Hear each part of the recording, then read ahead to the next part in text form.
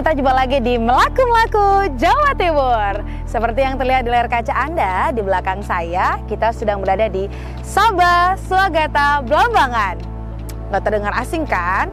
Ini di Kabupaten Banyuwangi, salah satu wilayah di Provinsi Jawa Timur.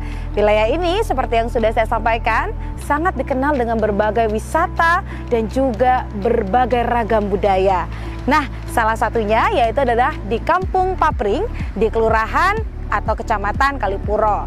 Di sana masyarakat banyak sekali yang bekerja sebagai penganyam bambu. Nah, seperti apa di sana? Karena kabar-kabarnya nih, hampir 700 kepala keluarga di sana menjadi pengrajin bambu dan sudah dikirim kemana-mana. Seperti apa aktivitasnya? Ikuti saya yuk ke Kampung Papring di Kelurahan Kecamatan Kalipuro, Kabupaten Banyuwangi. Let's go, melaku-melaku!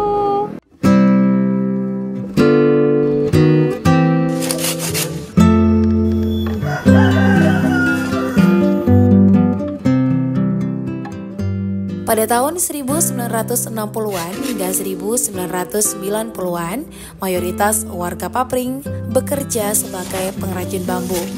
Menjelang tahun 2000, industri tersebut mulai ditinggalkan akibat berkurangnya permintaan pasar. Masuknya produk-produk yang berasal dari plastik membuat barang berbahan bambu kian tergeser.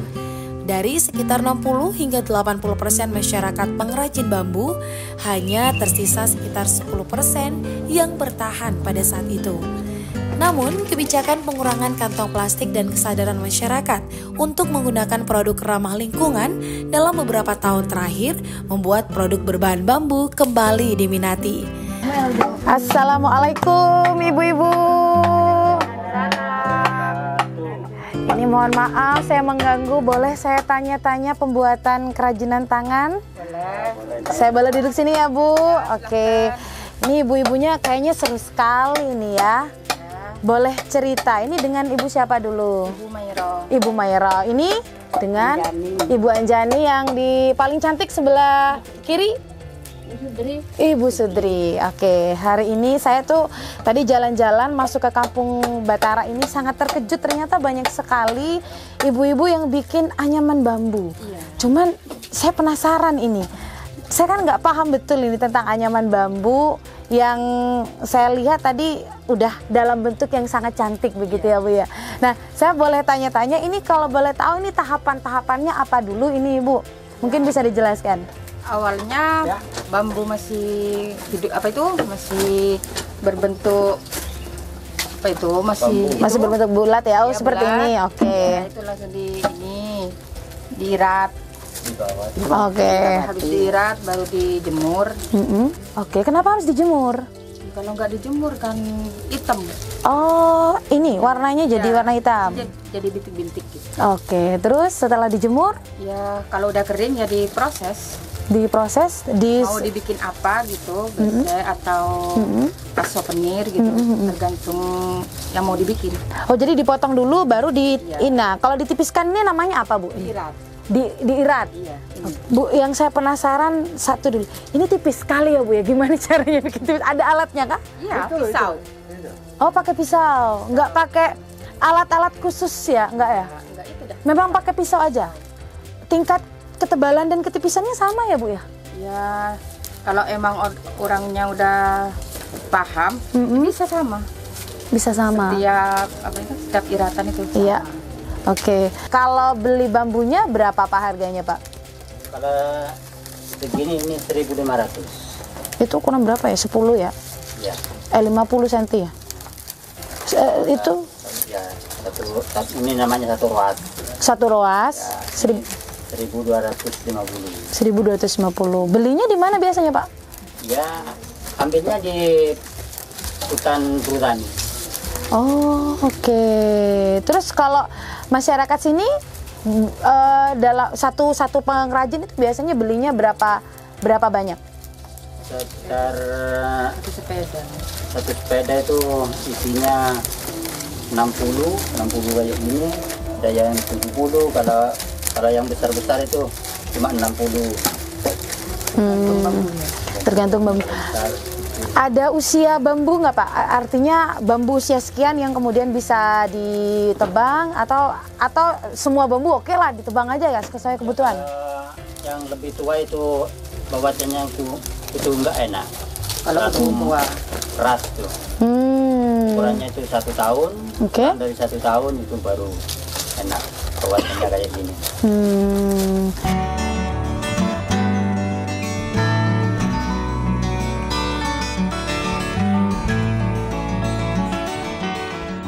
Kampung Papring itu kan punya sejarah dengan bambu, berkaitan dengan bambu sendiri. Papring itu panggonane pring atau tempatnya bambu. Dan sejak tahun 60-an sampai 90-an itu kebetulan 60-80% itu masyarakatnya memang pengrajin. Semua kerajinan, bahkan rumahnya juga semuanya dari bambu. Pemanfaatan teknologi pertanian juga menggunakan bambu. Kemudian untuk alat dapur semuanya bambu. Yang berubah itu di era 90-an ya. Ketika krisis moneter, kerajinan ini sudah mulai menghilang. Di tengah juga kondisi penebangan juga semakin masif kayak gitu kan. Dan stigma kemiskinan yang disematkan ke rumah berbasis bambu itu juga membuat orang berubah mindset bahwa rumah bambu itu kan gambarannya miskin ya, sehingga mereka ya gengsi dan malu, sehingga perubahan itu pun terjadi. Namun yang jelas untuk kerajinan sendiri itu berubah saat krisis moneter, dan pada krisis moneter itu ada produk baru yang datang seperti plastik, kemudian kertas, dan lain-lain yang mengalihkan posisi kerajinan itu sendiri. Jika dulu 60-80% di 1996 krisis moneter itu, sampai di awal-awal tahun 2000-an sudah tinggal 10% mungkin. Jadi tidak beralih lagi, tetapi memang sudah berkurang, selain karena pasarnya juga berkurang kayak gitu.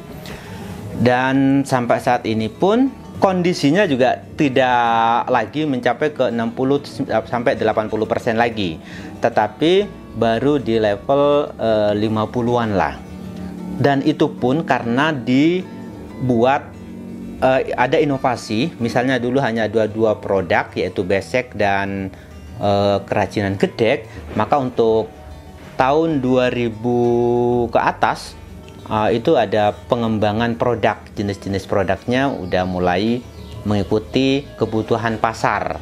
Kalau dulu kami tidak bisa mengikuti kebutuhan pasar karena kemampuan untuk membuat produk yang berbeda itu masih belum punya ilmunya. Ada kurang lebih 20-an jenis produk yang dibuat oleh masyarakat Papring sendiri.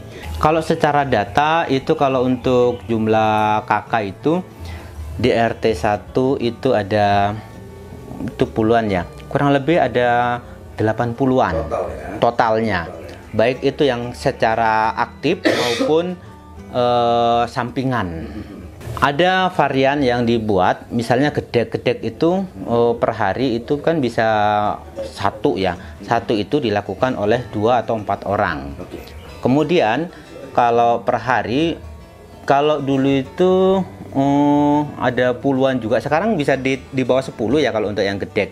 Sehingga kurang lebih kalau per hari itu, kalau setiap kelompok ada 6, maka ada 6 lembar dengan ukuran 3x4 kayak gitu. Kalau yang besek itu hitungannya kita biasanya akumulasinya itu per bulan sih, tidak harian, karena prosesnya kan panjang dan berbeda-beda gitu. Kalau per bulan itu bisa sampai 5-7 ribu lah. Sekarang, sekitar hampir seluruh warga Papring atau sekitar 80 keluarga kembali membuat produk berbahan bambu. Mereka juga kian berinovasi dengan membuat lebih banyak produk, sekitar 20-an jenis kerajinan bambu yang dihasilkan dari kampung ini. Tidak hanya besek, warga juga membuat tas dari bambu, dinding bambu atau gedek, capil, serta berbagai jenis bambu lainnya. Kalau nominal, karena variasi besek pun kami kalau dulu itu harganya itu kan tetap ya, misalnya besar kecil harganya ya flat gitu kan. Tapi kalau saat ini kan sudah mulai dipetakan bahwa yang ukuran sekian ini sekian, sehingga kalau digambarkan kalau untuk penghasilan bambu dari kerajinan bambu, baik itu bambu yang besek maupun bahan bambu gedek, gedek itu harganya kurang lebih 400 sampai 500 per lembar. Kemudian kalau besek itu anggaplah yang standar itu 3.000 kali 7.000 atau 10.000 berapa kayak gitu-gitu. Nggak ratusan. Kalau puluhan mungkin iya. Karena sekarang yang tidak bekerja membuat besek sekarang bisa bekerja. Kalau bahan sudah punya, tetapi yang menjadi kendala itu adalah tentang pengawetan ya. Maksudnya kalau musim hujan, maka untuk menjemur itu kan lebih lama. Sehingga sekarang ini kami kemarin itu diskusi dengan tengkulaknya untuk minta kiriman 1.000, itu mereka sudah tidak punya stok. Jadi lebih banyak PO karena kondisi cuaca. Jadi penjemurannya tidak ada. Sementara di sisi lain, kalau dulu itu kan kita menggunakan pawon ya atau tungku yang menggunakan api, sehingga ketika proses hujan kita bisa menyimpannya di atas tungku itu. Tapi sekarang kan sudah tergeser misalnya dengan kompor, sehingga untuk pengawetan atau penjemuran di atas tungku itu sudah tidak bisa, sehingga itu yang menjadikan jumlah produknya berkurang. Karena kalau tidak waktu diirat atau dibilah-bilah itu kemudian tidak dijemur, itu akan berdampak pada kondisi jamuran hitam-hitam kayak gitu, dipakan bubuk kayak gitu. Kami ada dua pasar yang dibangun. Ada pasar yang di sini, kemudian ada pasar yang dibangun oleh masyarakat luar kami. Nah, masyarakat yang di luar kami itu mereka yang akan mengirim produk-produk itu keluar. Sementara untuk kami sendiri adalah lebih fokus ke wilayah. Karena jangan sampai kami mengejar pasar sementara masyarakat tidak mengenal. Ini yang akan menjadikan bumerang ketika mereka membanggakan produk yang dari luar masuk lagi ke sini. Nah, itu sih. Jadi ada dua pasar yang kami bangun. Pasar yang dibuat oleh masyarakat itu bisa keluar, sementara untuk pasar yang kami kelola itu fokus di wilayah sini. Kami fokusnya di sini. Jadi tidak hanya mengejar pasarnya, tetapi bagaimana mengejar masyarakat lokalnya juga bisa menggunakan, membanggakan, melestarikan. Harapannya seperti itu. Jadi ketika ini pola ini terjadi, saya rasa pasar akan terbangun secara mandiri, secara sendiri.